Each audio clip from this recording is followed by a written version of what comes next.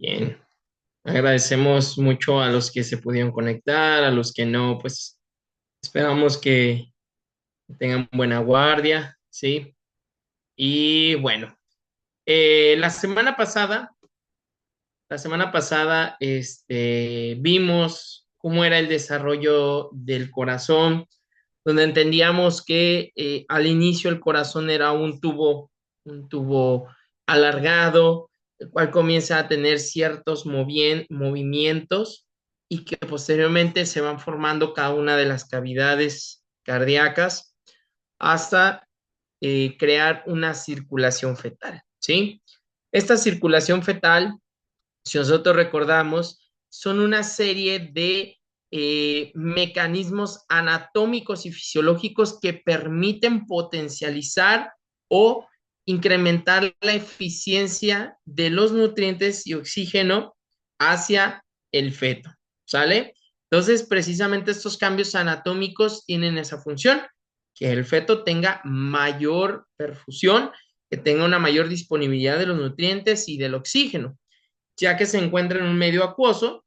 Posteriormente, cuando se da la vida extrauterina, o que una vez nacemos, nuestros pulmones se llenan de aire y el intercambio gaseoso se lleva a través de los alvéolos, en comparación a la circulación fetal, que se da todo a través de la placenta, del cordón umbilical y de cada una de estas estructuras. Si nosotros recordamos, parte de las, precisamente de la vena umbilical, va a llevar principalmente sangre rica en oxígeno, ¿sale? Y nutrientes, y que posteriormente va a tener un conducto de Arancio, el cual va a hacer que brinque un poquito más la circulación hepática y posteriormente se une a la vena cava inferior.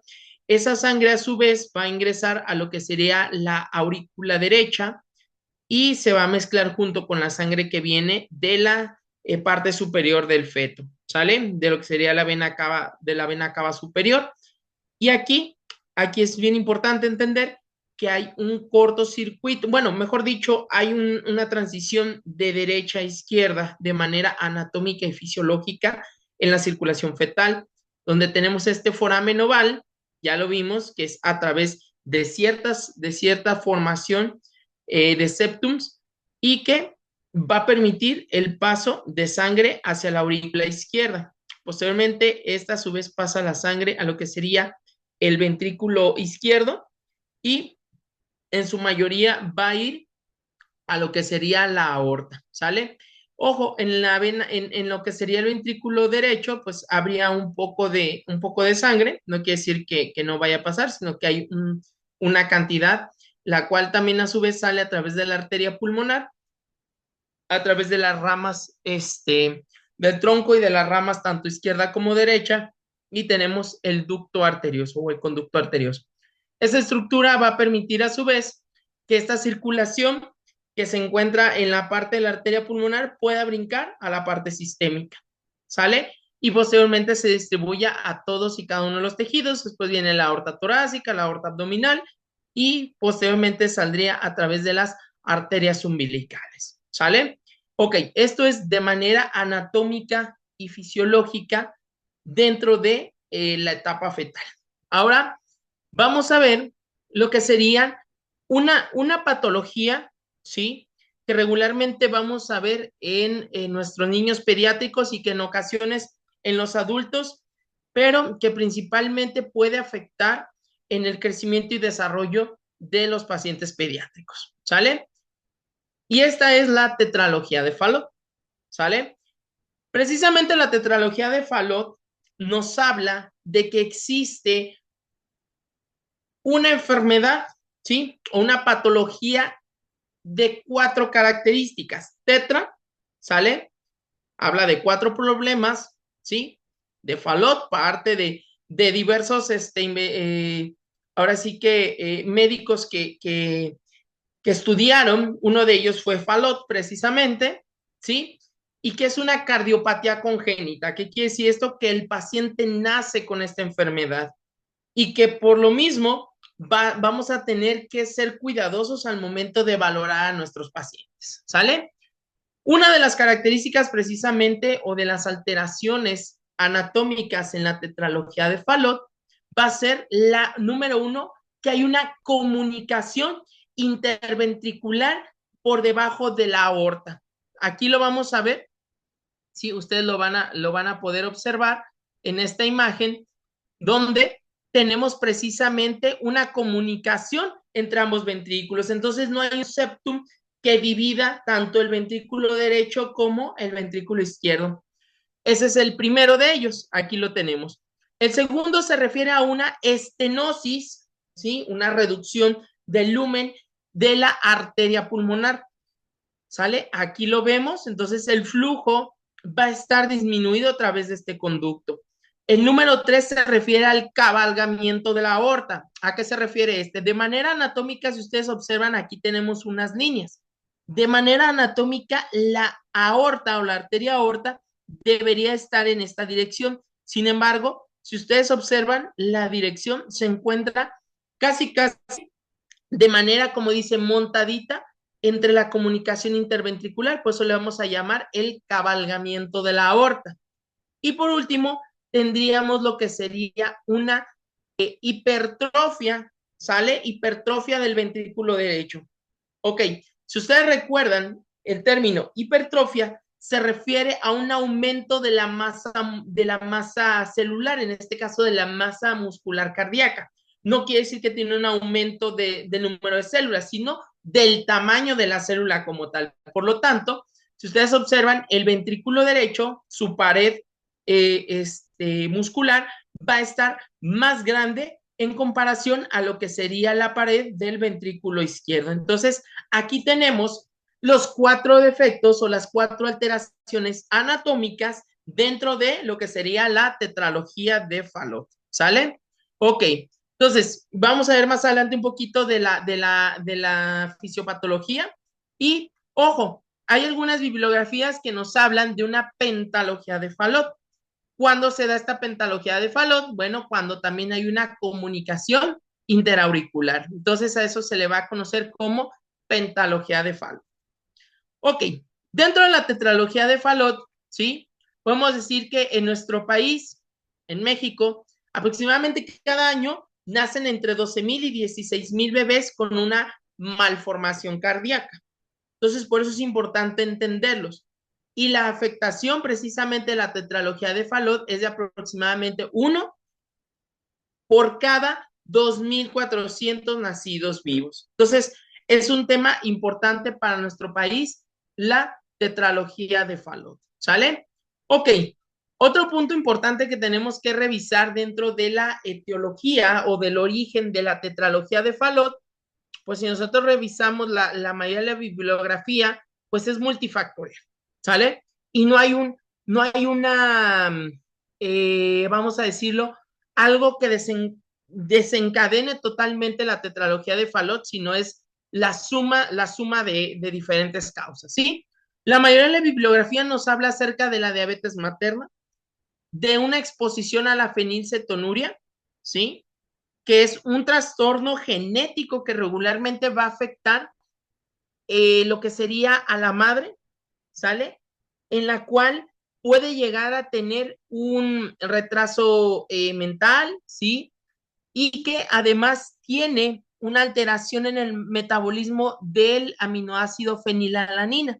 Entonces eso va a hacer que se incrementen los niveles y por lo tanto tengamos probablemente alteraciones neurológicas, ¿sale? Eso es algo que se encuentra en la bibliografía como la fenilcetonuria en las madres con pacientes con tetralogía de Fallot. Y otras, algunas de ellas que son las alteraciones cromosómicas. Principalmente habla de trisomías y la que más nos habla la bibliografía es la trisomía 21 o el síndrome de Down. ¿Sale? Que tenemos 3 genes en lo que sería en el cromosoma 21. ¿Sale? Entonces es parte de las características o, mejor dicho, de los, vamos a decirlo, desencadenantes de la tetralogía de Fallot. ¿Sale? Ok, es importante entender cómo la fisiopatología precisamente de la tetralogía de Fallot va a condicionar cortocircuitos, ¿sí? Y mucho va a depender de la estenosis pulmonar. Ok, nosotros tomamos esta imagen, ¿sale? De Nelson de pediatría. Aquí se encuentra la bibliografía donde tomamos la imagen para hacerlo de manera esquemática. ¿Qué nos dice? Los números redondeados que se encuentran aquí son la saturación de oxígeno, ¿sale? Y el número que se encuentra a un ladito de las flechitas se refiere al volumen sanguíneo en litros por minuto por metros cuadrados de superficie corporal, ¿sí? Entonces, ¿qué quiere decir esto? Tenemos lo que sería la vena cava superior, la vena cava inferior y aquí tenemos la aurícula derecha. Aquí en la aurícula derecha vamos a tener una saturación cercana a los 60, ¿sí? A los 60 de saturación de oxígeno. ¿Qué sucede? Aquí tenemos aproximadamente 3 litros por minuto por metro cuadrado, ¿sale? Por lo tanto, ¿qué me sangre va a fluir a través del orificio auriculoventricular derecho, va a pasar a su vez al ventrículo derecho y ojo, si nosotros recordamos de manera anatómica, tenemos 4 alteraciones. Número 1, ¿qué es? Hay una comunicación interventricular entre ambos ventrículos, hay una estenosis pulmonar, hay un cabalgamiento de la aorta, ¿sí? Y hay una hipertrofia del ventrículo derecho. Por lo tanto, nosotros podemos ver que la sangre va a fluir, esos 3 litros por minuto por metro cuadrado, nos habla que 2 se van a ir aproximadamente 2/3 partes a través de la arteria pulmonar, ¿sí? Y uno de esos va a pasar al lado izquierdo de la circulación, por lo tanto vamos a tener un cortocircuito de derecha a izquierda. ¿Qué quiere decir esto? Ok, la sangre que tenemos aquí oxigenada en 60, ¿sí? Parte del flujo que pasa a través de la arteria pulmonar va a fluir a través del tronco y posteriormente en la rama izquierda, la rama derecha y vamos a tener una saturación cercana a los 60. ¿Sabes? Ok, ¿qué sucede con esta sangre? Una tercera parte que va a pasar al ventrículo izquierdo. Ok, de manera fisiológica y anatómica, recuerden que la sangre va se oxigena a los alvéolos y regresa a través de las venas pulmonares. Aquí la sangre, nos dice Nelson en su tratado de pediatría, es que tiene una saturación del 100%. ¿Sale? Estos 2 litros de sangre, ¿sí? Estos 2 litros por minuto por metro cuadrado van a pasar a través del orificio auriculoventricular izquierdo, a través de la válvula mitral. Recuerden que esta es la válvula mitral y va a llegar a la cámara cardíaca, sale a la cámara cardíaca izquierda o ventricular izquierda y a su vez se va a unir con lo que serían estos 2 litros y uno que pasó del lado derecho al izquierdo, vamos a tener 3 litros por minuto por metro cuadrado y por lo tanto, al mezclarse va a haber una disminución de ¿qué? De la saturación de oxígeno. Por lo tanto, aquí vemos una flecha de color morado. ¿Qué quiere decir esto? Que hay una combinación y por lo tanto la saturación de oxígeno va a disminuir. Por lo tanto, al momento de la eyección a través de la aorta cabalgada, ¿sí? Vamos a tener una saturación cercana al 80%. Por lo tanto, hay pacientes que llegan a tener estas saturaciones y comienzan a verse cianóticos. Por eso hay algunos a los cuales les consideran los bebés azules o los niños azules, debido a la ¿qué? A la cianosis que presentan estos pacientes, ¿sí? Entonces, aquí lo que tenemos que ver es entender de manera anatómica cómo es que se da este cortocircuito y a través de la presión que existe entre el lado derecho y el lado izquierdo del corazón, que lo vamos a ver más adelante en las crisis cianóticas, cómo los niños comienzan a tener mecanismos para compensar y aumentar la presión y por lo tanto se evite ese shunt o ese cortocircuito que existe. Entonces, aquí podemos ver de manera esquemática la fisiopatología de la tetralogía de Fallot, ¿sale? Hay pacientes que debido a que la estenosis pulmonar no es tan agravada y que tiene alteraciones anatómicas, pero sus saturaciones podrían rondar no ser tan disminuidas, no presentar una cianosis y por lo tanto a eso se le va a llamar un falot rosado, ¿sale? Un falot rosado, el cual no va a presentar el paciente cianosis, pero sí va a tener esas alteraciones anatómicas cardíacas, ¿sale? Ok, chicos. Bien, precisamente es lo que vamos a ver ahorita en la clínica de la tetralogía de Fallot. Como tal, ¿de qué va a depender? Ya lo dijimos, de la obstrucción que existe en la arteria pulmonar. ¿Sale? Ok, ¿qué quiere decir esto? El principal signo que va a presentar el paciente va a ser la cianosis, ¿sí? Que es esta coloración que tenemos azulada o el rey azul, ¿no? Esa canción de la cual habla, si no mal recuerdo, Manuel, ¿verdad? Un rey azul, ok. Entonces, estos reyes azules van a presentar cianosis distal y regularmente peribucal. Discúlpenme. Esto también puede condicionar que un retraso físico y psicomotor debido a que a las disminuciones o a las hipoxias que presentan los pacientes. Por lo tanto, el metabolismo celular no se va a llevar de manera adecuada, ya que se ve comprometida, ¿sí?, la saturación en este caso, de sangre. ¿Sale? Ok, se van a presentar escleras de color grisáceo, la acropaquia, que son estos dedos en palillo de tambor. Y ojo, precisamente los niños regularmente tienden a hacer posturas en cuclillas. ¿Por qué hacen estas posturas en cuclillas o que se colocan boca abajo? Lo que van a hacer es precisamente al generar una presión sobre el cuerpo, van a generar un aumento de la presión de la presión sistémica sobre el lado izquierdo del corazón y eso va a, vamos a decirlo, a regular como tal la presión y por lo tanto no va a pasar del lado derecho al izquierdo, ¿sí? Entonces es un mecanismo compensatorio, además de otro que se llama policitemia vera, lo vamos a ver más adelante, que es un aumento de los glóbulos rojos y precisamente ellos adoptan esta posición de cuclillas. ¿Para qué? Para que la presión se incremente y por lo tanto evite que se desplace la sangre del lado derecho hacia el lado izquierdo del corazón. ¿Sale? Para eso precisamente se va a presentar la posición en cuclillas. Ok.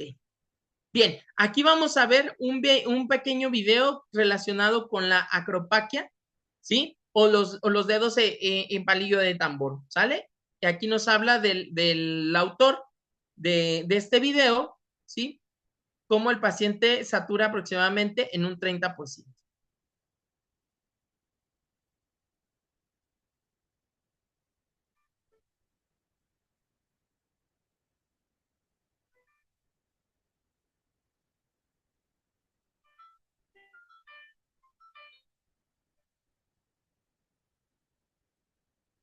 Muy bien, entonces eso me habla también de, eh, de que debemos de valorar completamente a nuestros pacientes, ¿sale? Y aquí precisamente tenemos un ejemplo muy claro de lo que sería la acropaquia que presentan nuestros pacientes, ¿sale? Ok, viene un punto bien importante relacionado con las crisis hipercianósticas paroxísticas, ¿sale? ¿Qué sucede con los niños que tienen precisamente esta tetralogía de Fallot? Regularmente, nosotros si revisamos la bibliografía, nos dice que estas se van a presentar de manera matutina o posteriores a un llanto intenso.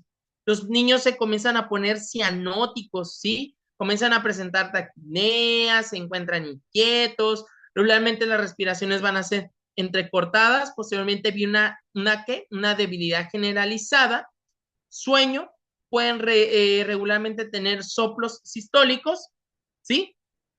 ¿Esto qué va a condicionar?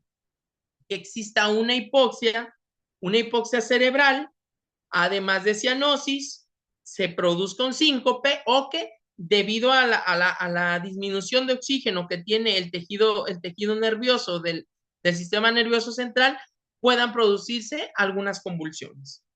Ok, precisamente un mecanismo compensatorio, ¿cuál es la policitemia? ¿Sí?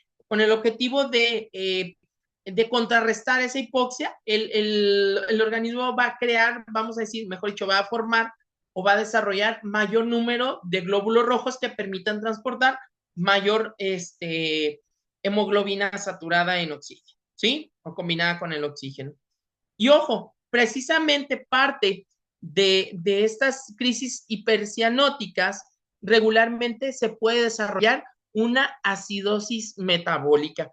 Por lo tanto, parte de la acidosis metabólica es cuando existe una presión parcial de oxígeno menor a 40 milímetros de mercurio. ¿Y esta cómo se va a tratar? A través de bicarbonato de sodio. Dentro de los manejos de las crisis hipercianóticas o de hipercianosis, ¿qué nos recomienda la bibliografía? Ok, vamos a colocar en una posición en cuclillas, ¿sí? O que aumente la presión en el niño, ¿sí? Recordemos, ¿para qué? Para evitar un cortocircuito de derecha a izquierda. Después, nos recomiendan la aplicación de oxigenoterapia, ¿sale? Y ojo, en caso de ser necesario, también nos recomiendan la administración. Hay algunas bibliografías que te recomiendan la administración de morfina de 0.2 miligramos por kilogramo de peso vía subcutánea, o hay otras que te recomiendan fentanilo. Aún, si no mal recuerdo, la dosis de 1 microgramo kilogramo minuto para disminuir lo que sería la ansiedad, ¿sale? Igual, en un ratito les confirmo la dosis, ¿sí? En cuanto al fentanilo, pero sí, Nelson te maneja que la morfina debe administrarse a 0.2 miligramos por kilogramo de peso en vía subcutánea. ¿Sale, chicos? Ok, dentro de la tetralogía de Fallot, precisamente, hay algo bien curioso, ¿sí?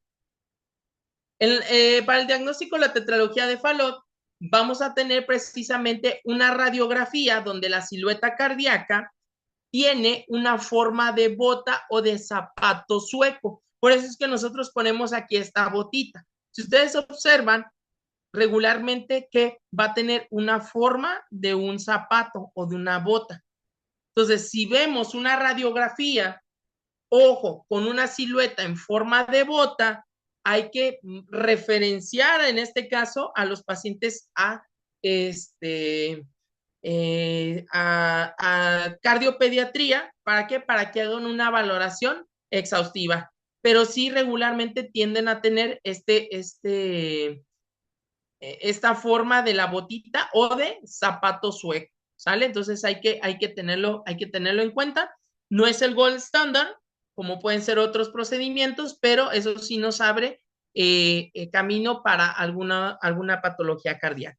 Ok, es importante entender también que al ser una alteración anatómica del corazón, regularmente vamos a tener un aumento de la masa muscular, ¿sí? Y en el electrocardiograma podemos tener una ligera desviación hacia la derecha y signos de hipertrofia, debido a que al aumento de la masa muscular, o en este caso del miocardio, del ventrículo derecho, ¿sí? ¿Qué nos dice? Aparece regularmente una onda R predominante en las derivaciones precordiales, ¿sí? Torácicas, tanto en B1, aquí vemos una onda R dominante, ¿sí? Y en B2, ahí lo tenemos un poquito más aumentadito, y la onda P regularmente puede llegar a ser alta y picudita en algunas ocasiones, ¿sale? Y bueno, esto sugiere que regularmente hay un aumento del tamaño de lo que sería la aurícula derecha, ¿sale? Ok, chicos. Otro de los diagnósticos para la tetralogía de Fallot, ¿sale? Puede ser la ecocardiografía bidimensional, ¿sale? Con un Doppler para establecer un diagnóstico, y obviamente nos va a hablar acerca del cabalgamiento de la aorta sobre el tabique interventricular. Entonces, aquí tenemos en una ecografía bidimensional, ¿sale? Se va a colocar el oxígeno de sonido, y regularmente aquí vamos a tener lo que sea el ventrículo derecho, el ventrículo izquierdo, ¿sí? Parte de la aorta y la aurícula izquierda. Entonces aquí vemos la comunicación interventricular, ¿sale? Otro de las herramientas diagnósticas que pueden tener nuestros compañeros médicos, pues es parte de la resonancia magnética, ¿sale?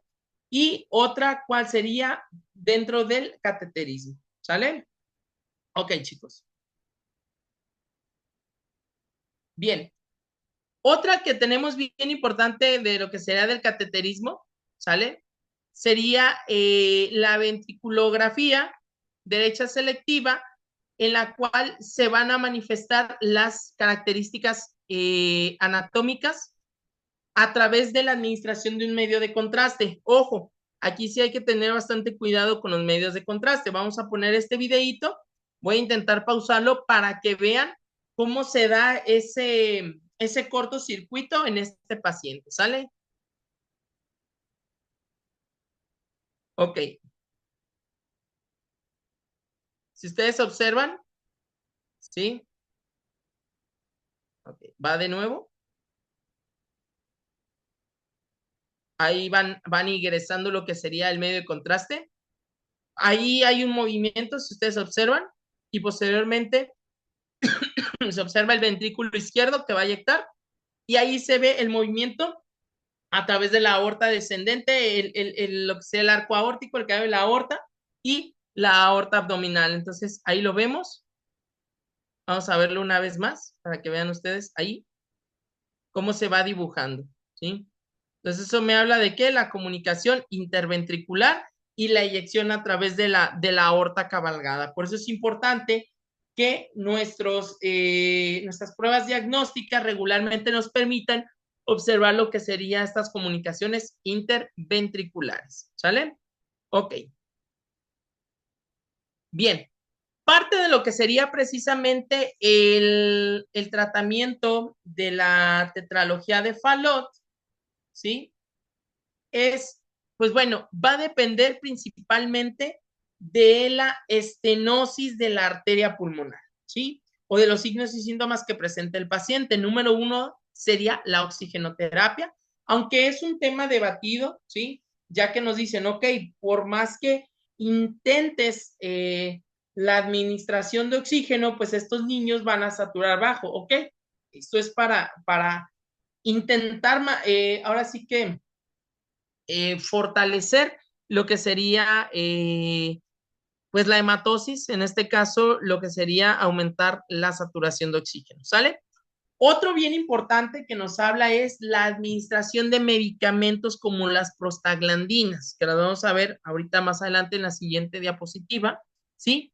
En cuanto a la ventilación mecánica, estos pacientes regularmente van a requerir ventilación mecánica y si dadas las condiciones de los pacientes requieren el abordaje quirúrgico, que este puede ser paliativo o de manera correctiva. Entonces vamos a tener de manera general así dos procedimientos quirúrgicos, ¿sale? Ok, permítanme un segundito.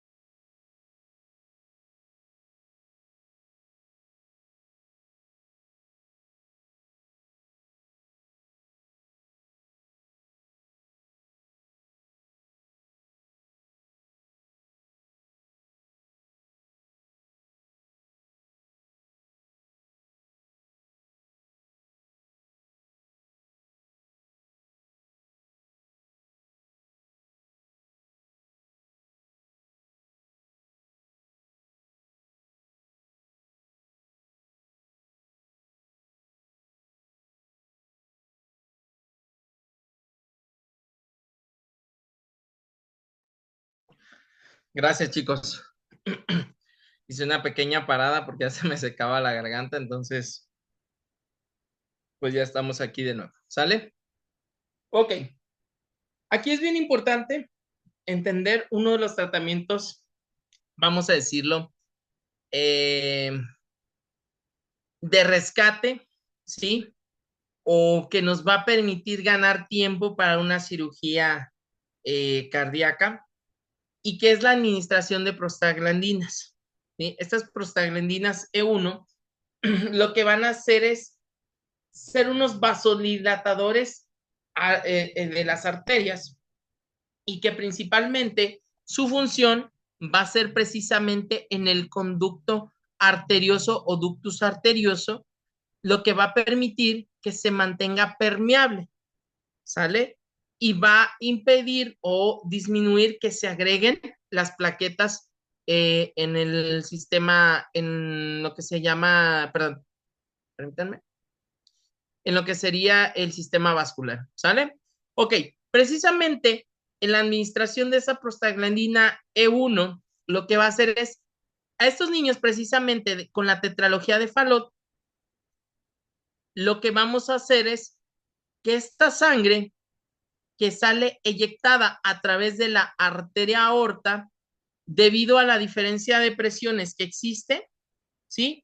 Vamos a hacer que la sangre fluya de la aorta a través del conducto o ductus arterioso y por lo tanto esa sangre a su vez se pueda ir a la rama izquierda o derecha de las arterias pulmonares y a su vez pueda ser oxigenada esta sangre.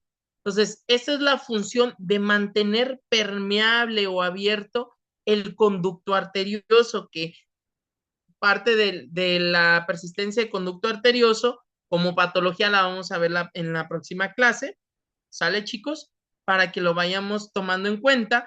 Y precisamente esta aorta ascendente y después viene lo que sería el conducto arterioso, es que este conducto permanezca abierto y a través de él regrese lo que sería la sangre a través de la arteria pulmonar, ¿sí? Y por lo tanto se pueda oxigenar.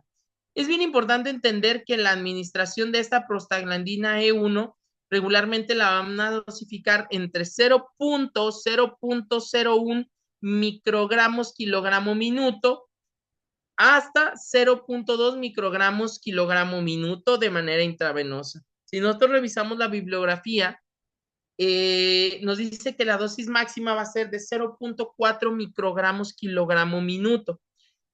Por arriba de esos valores ya no vamos a tener, nos marca que vamos a tener resultados adecuados, sino que podemos tener algunos efectos adversos, ¿sale? Entonces, por lo tanto, es importante la administración de prostaglandina, que casi pregunta de examen, ¿verdad? Medicamento utilizado para mantener lo que sería la permeabilidad del conducto arterioso en la tetralogía de Fallot, ¿cuál sería la prostaglandina E1? ¿Sale? Y ojo, precisamente parte de algunos estudios de investigación nos dice cuáles son aquellos predictores de altas dosis de mantenimiento de prostaglandinas E1 en neonatos con cardiopatía congénita crítica, circulación pulmonar dependiente del conducto durante la atención preoperatoria. Como les comentaba, aquí es solamente ganar tiempo para llevar al quirófano al paciente. ¿Y qué nos dice? En los neonatos, ¿sí?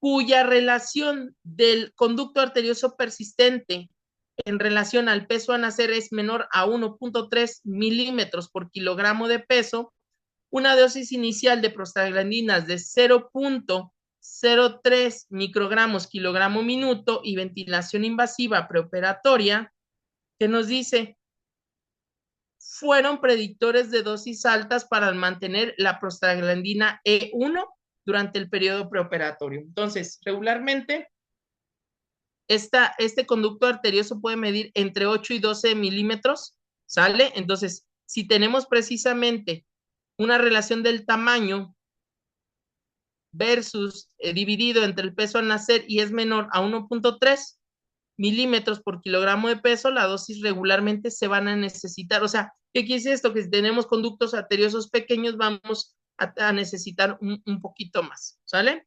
Entonces, por eso es importante el manejo de la tetralogía de Fallot a través de prostaglandinas E1. ¿Ok? Y posteriormente vamos a tener lo que sería el tratamiento quirúrgico, ¿sale? Tenemos un tratamiento que sería quirúrgico, paliativo o reparador completamente. Aquí tenemos un tratamiento que sería quirúrgico, la cual es la derivación de Vladotucin. Esa derivación de Vladotucin, lo que van a hacer los cirujanos cardiotorácicos pediátricos, lo que van a hacer es precisamente crear un puente entre la arteria subclavia derecha y parte de la arteria pulmonar derecha. ¿Para qué? Como si fuera una especie de conducto arterioso, ¿sí?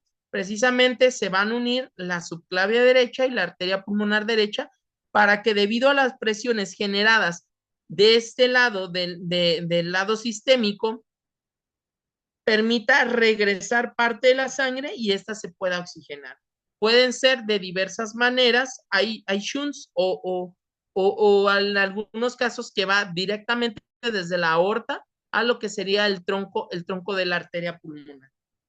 Aquí vemos un esquema precisamente que se encuentra en Nelson en su tratado de pediatría y nos habla precisamente. Recordemos, esta es la saturación que existe la aurícula derecha, después pasaremos al ventrículo derecho. ¿Qué sucede con esta sangre? Recuerden que una tercera parte va a pasar al lado izquierdo, se va a mezclar con la sangre del ventrículo izquierdo y a su vez esta va a ser eyectada a lo que sería la arteria aorta que se encuentra cabalgada y posteriormente vamos a tener un 85 de saturación. ¿Qué pasa con la derivación de Vladotucin?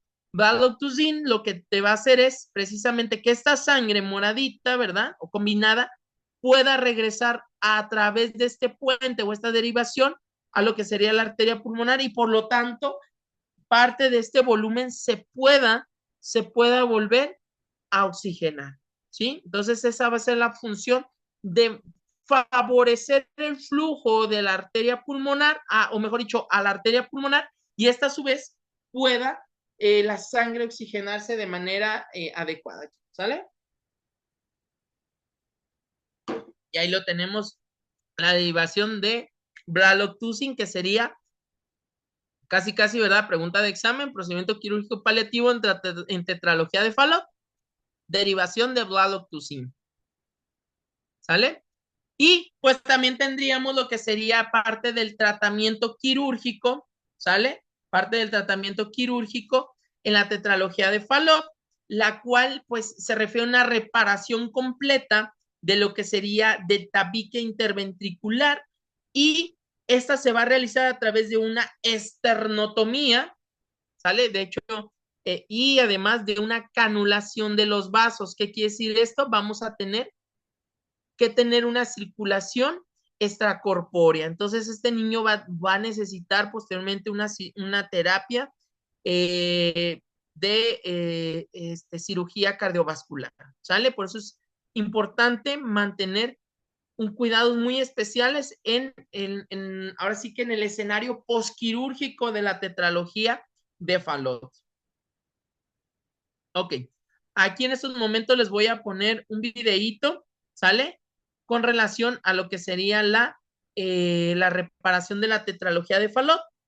Les voy a poner de igual manera unos subtítulos, ¿sale? Para que lo tengan en cuenta. Permítanme.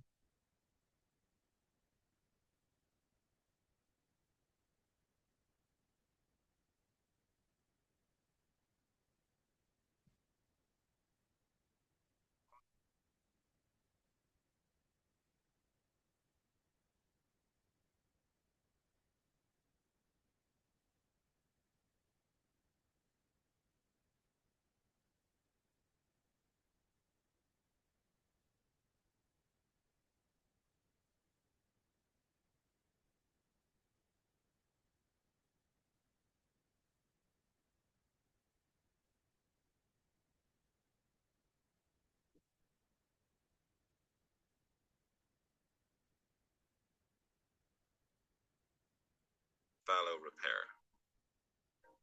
This is a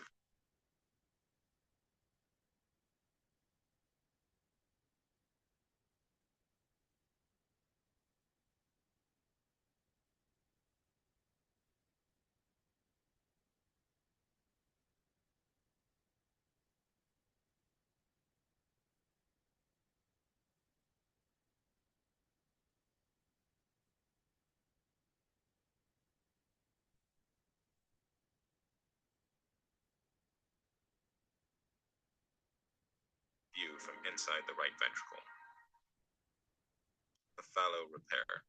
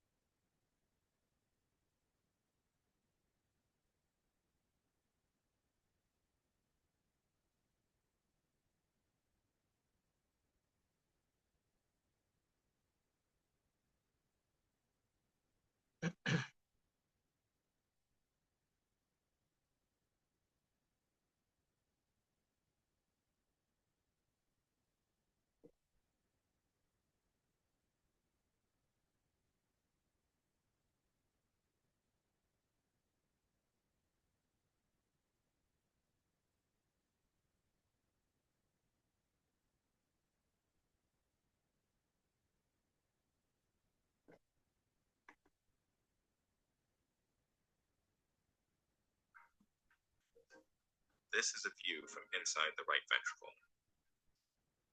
Pulmonary outflow obstruction is relieved. Ok, chicos, permítanme porque estamos teniendo un poquito de problemitas para que...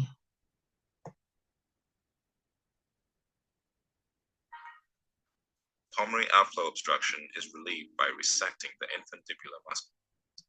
Un segundito.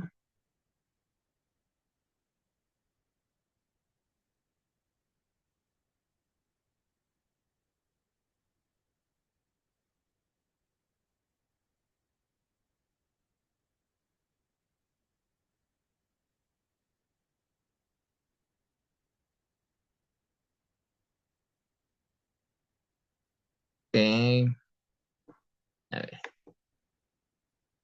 vamos a ver si ya lo podemos tener en español para que puedan... A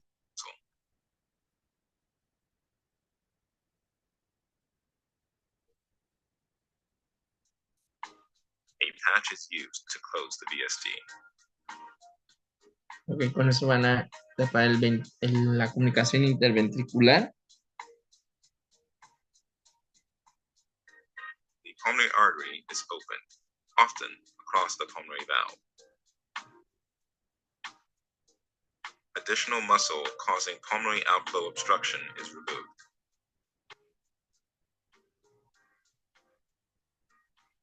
A patch is used to further expand the pulmonary outflow tract. Pre-repair, post-repair. With the VSD closed and the pulmonary outflow tract open, there is no longer shunting or obstruction to cause cyanosis, as noted by the separation of red and blue blood in the post-repair.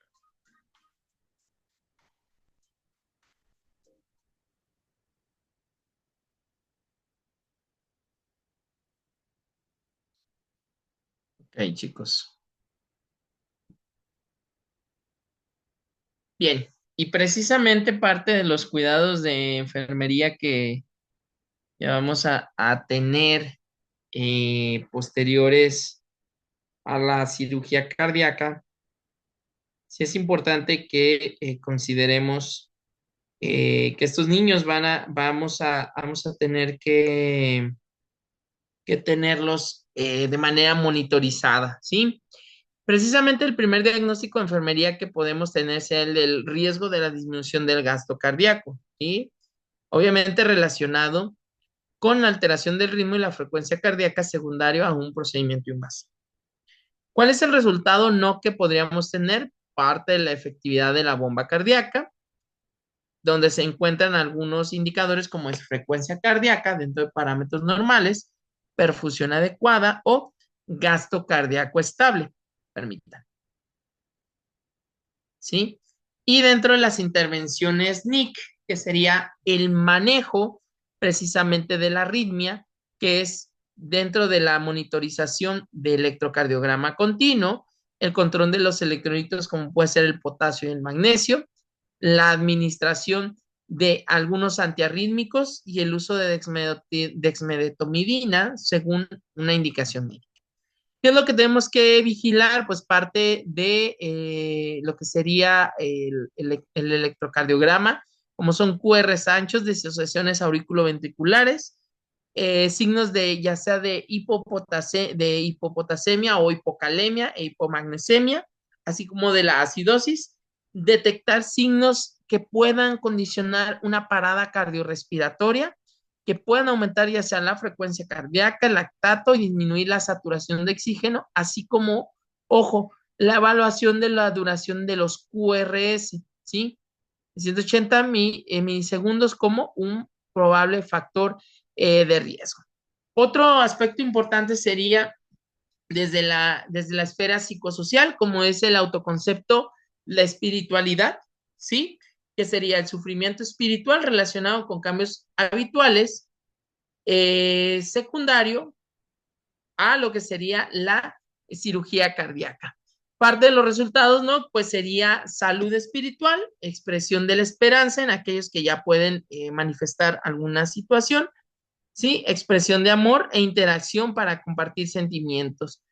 Dentro de las intervenciones NIC sería el apoyo espiritual, escucha activa, el facilitar la expresión emocional, inclusión de la familia en los cuidados. Aquí alguien me podría decir, bueno, es que de manera aguda muy probablemente no puedan ingresar, ok, no de manera aguda, pero sí hay que involucrar también dentro de la recuperación y los cuidados a los seres queridos, ¿sí? Así como una coordinación con un equipo inter y multidisciplinario, ¿sale?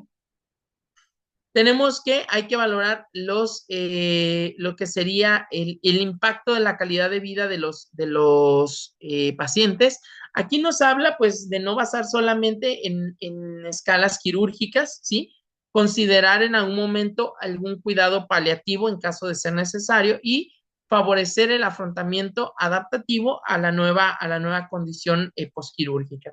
Otra que puede ser diagnóstico NANDA es el estrés por sobrecarga, en los padres y se encuentra relacionado con la hospitalización y procedimientos invasivos.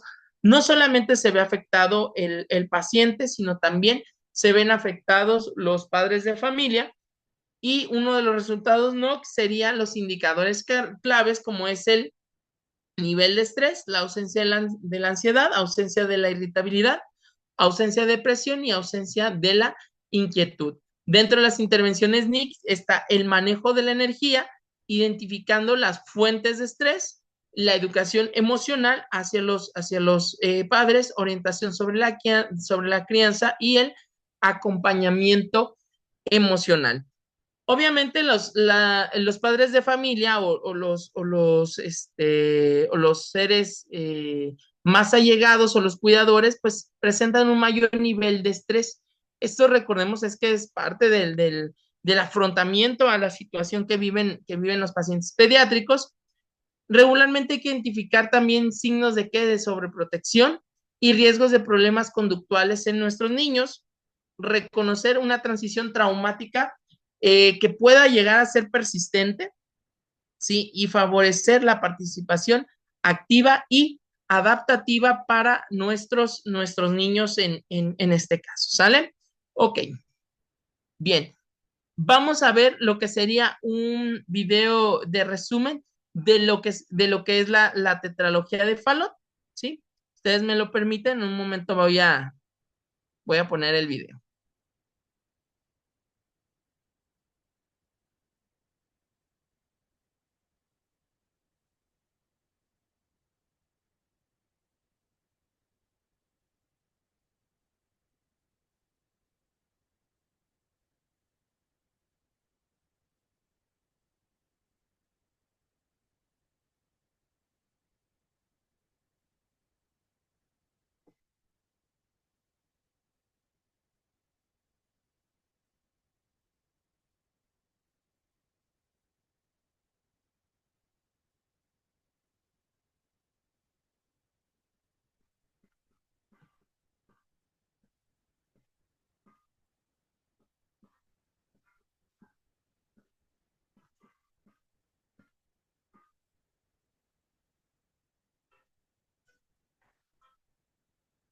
Tetralogy of Fallot is the most common type of cyanotic heart disease, which is classically understood to involve 4 anatomical defects.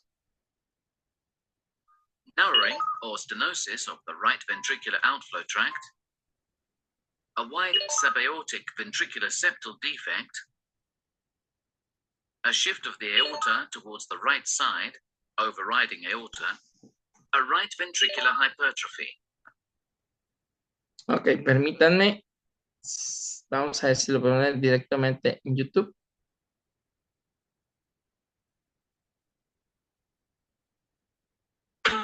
En los días que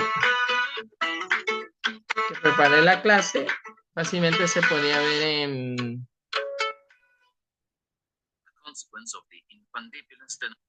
Podía ver en español. ¿Sale, chicos? Permítanme. Ahorita revisamos.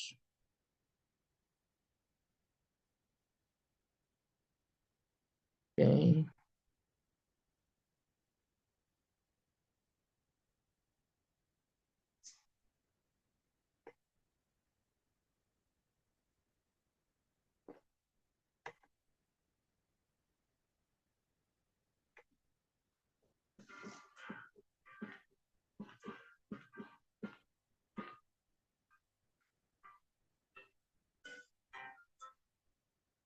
Tetralogy of Fallot is the most common type of cyanotic heart disease, which is classically understood Ahí to está. involve 4 anatomical defects. Narrowing or stenosis of the right ventricular outflow tract, a wide subaortic ventricular septal defect, a shift of the aorta towards the right side, overriding aorta, a right ventricular hypertrophy, a consequence of the infundibular stenosis.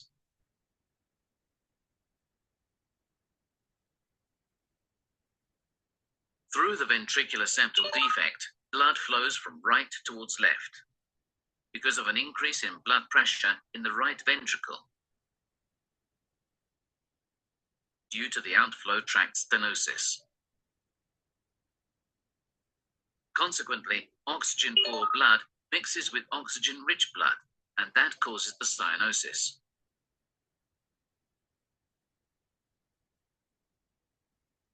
Clinical aspects of the tetralogy of Fallot depend on the degree of the right ventricular outflow tract stenosis. Usually, primary symptoms are cyanosis, anoxic spells, fatigue, a systolic murmur, 3 or 4/6 in the mesocardium, with single-second heart sound.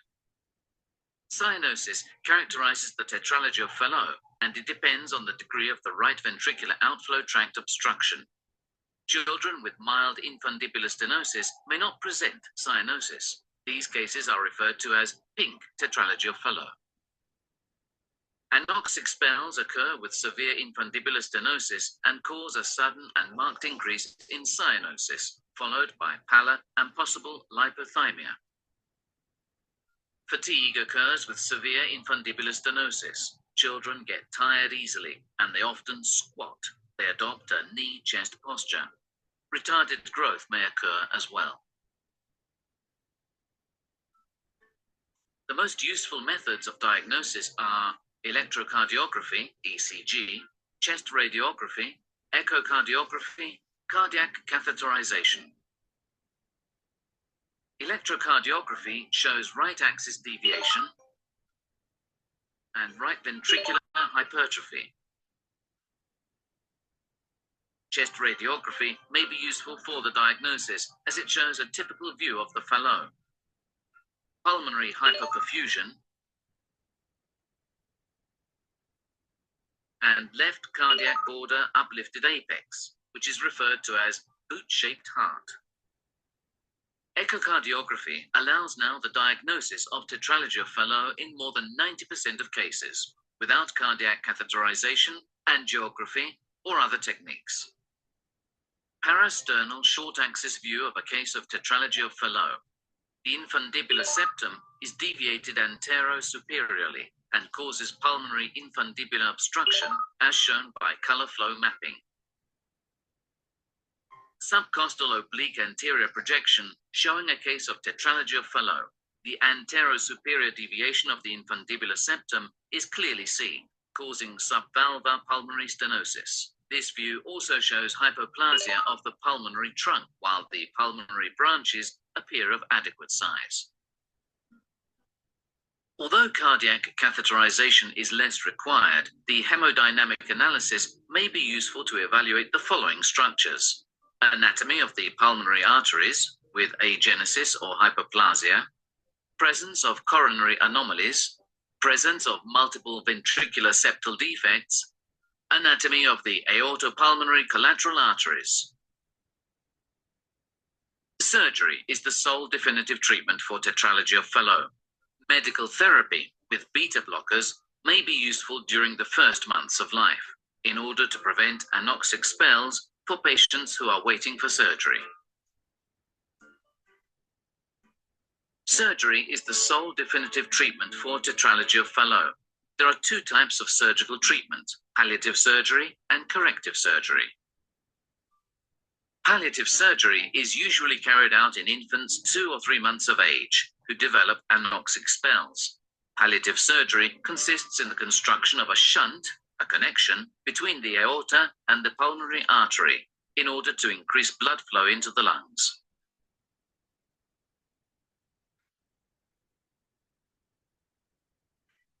Corrective surgery is the sole definitive treatment for this disease. It is carried out under extracorporeal circulation, and it follows 3 main steps: resection of the infundibular hypertrophy, closure of the ventricular septal defect, reconstruction of the pulmonary artery. There are many different surgical approaches. The transventricular approach involves a longitudinal incision of the right infundibulum,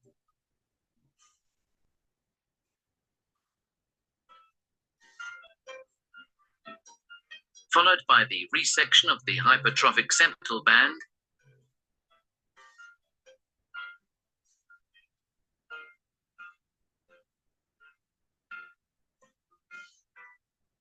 of the parietal band, and of the supraventricular crest.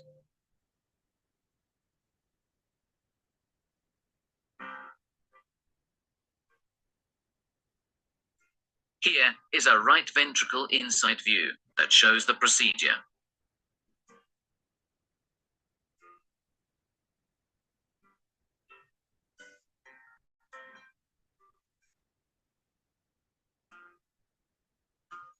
Once the right ventricular outflow tract stenosis has been relieved, ventricular septal defect is repaired with a pericardial or other patch.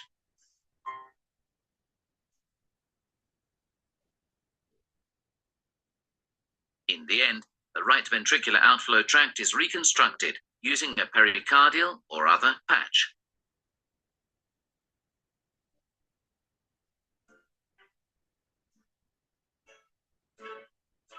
With hypoplasia of the pulmonary artery ring and trunk, the pulmonary artery needs to be enlarged through a transannular incision, even removing the valve.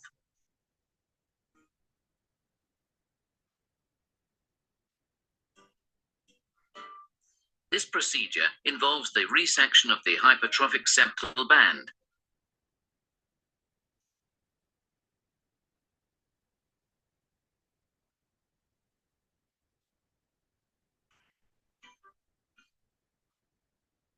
Of the parietal band and of the supraventricular crest. Once the right ventricular outflow tract stenosis has been relieved, ventricular septal defect is repaired with a pericardial or other patch. As the animation shows, a dysplasic pulmonary valve should be removed.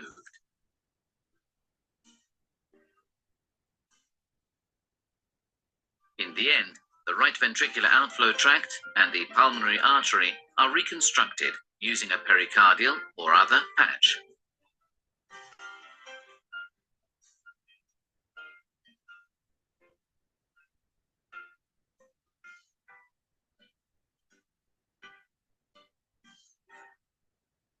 With severe hypoplasia of the pulmonary trunk, a valve conduit should be used.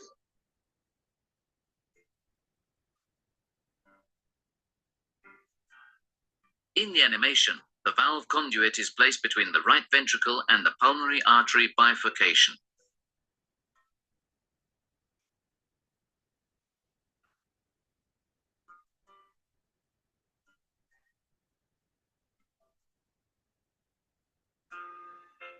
Through the valved conduit, blood flows directly from the right ventricle into the pulmonary artery.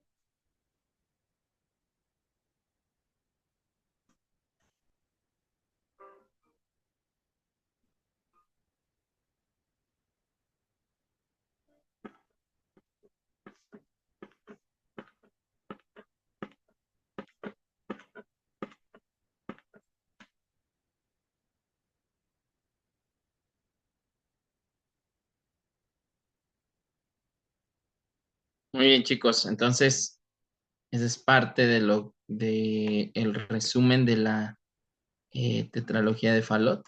Permítanme.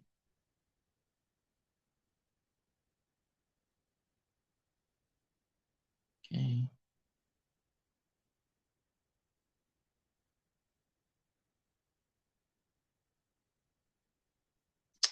Muy bien.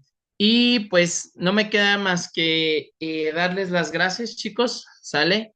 La próxima semana veremos la persistencia del conducto arterioso. Y si no mal recuerdo, la próxima semana hay examen. Permítanme nada más revisar lo que sería el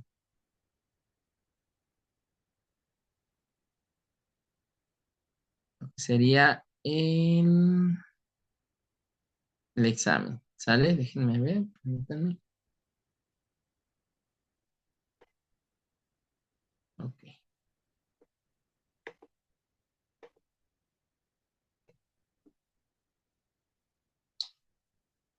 Ok.